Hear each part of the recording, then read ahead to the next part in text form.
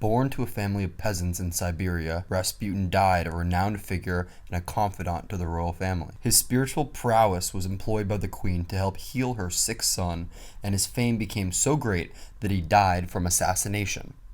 How did he manage to become one of the most powerful men in Russia? Let's find out.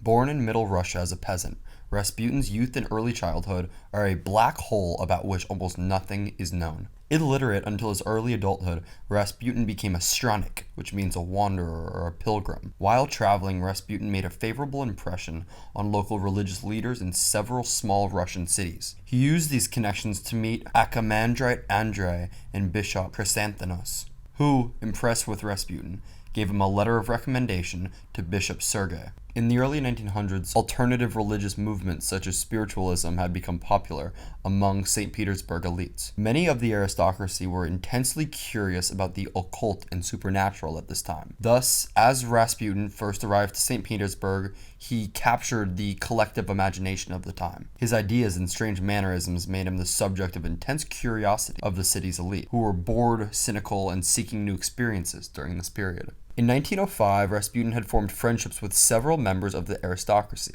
including the Black Princesses, Militsa and Anastasia of Montenegro, who had married cousins of Tsar Nicholas II. The two sisters' husbands were instrumental in introducing Rasputin to the king and the royal family. Rasputin first met the Tsar on November 1st, 1905, at the Petrograd Palace.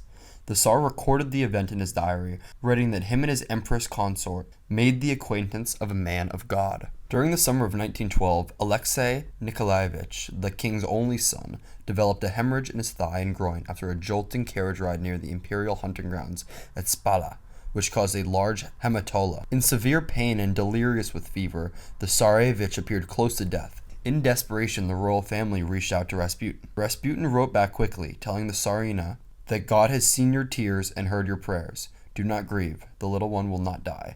Do not allow the doctors to bother him much. The next morning, Alexei's condition was unchanged, but the queen was encouraged by the message and regained some hope that he could survive. The Tsarevich's bleeding stopped the next day, and the physicians were amazed. They couldn't believe what had happened. To quote the doctor, the recovery was so wholly inexplicable that he admitted one could not be blamed for seeing Rasputin as a miracle man. Rasputin would come in, walk up to the patient, look at him, and spit. The bleeding would stop in no time. How could the empress not trust Rasputin now? Alexandra believed that Rasputin had performed a miracle and concluded that Rasputin was essential to her son's health. Thus, Rasputin solidified a place for himself in the royal family. However, soon Rasputin became a controversial figure. He was accused by his enemies of religious heresy and rape, and was suspected of exerting undue political influence over the Tsar, and was even rumored to be having an affair with the Tsarina. Outside of the royal court, Rasputin preached that physical contact between him and others purified them. He engaged in drunken revels and extramarital affairs with a wide range of women, from prostitutes to high-class society ladies. We see that in the year 1909, a woman by the name of Regina Berlatkaya, one of Rasputin's early supporters, accused him of rape. It's both his influence over the royal family and sexual reputation that made him a target from rival elites and an enemy to many in the city.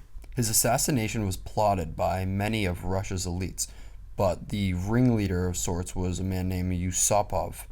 We see that Rasputin was invited to his palace shortly after midnight and was ushered into the basement.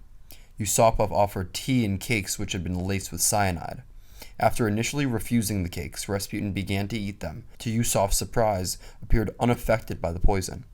Rasputin then asked for some wine, which had also been poisoned, and drank 3 glasses, but still showed no sign of distress.